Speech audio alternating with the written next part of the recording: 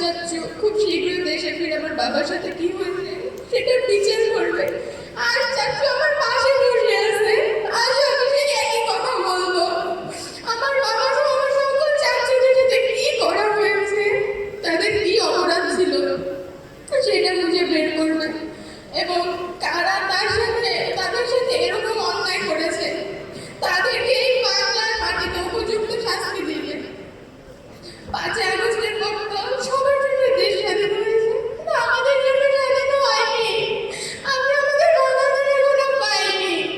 যে এতদিন পর্যন্ত আমার বাবা সহ আমার সকল চাচ্ছিদেরকে আমরা ফেরত না পাবো, ততদিন পর্যন্ত আমাদের জন্য দেশ স্বাধীন হবে না।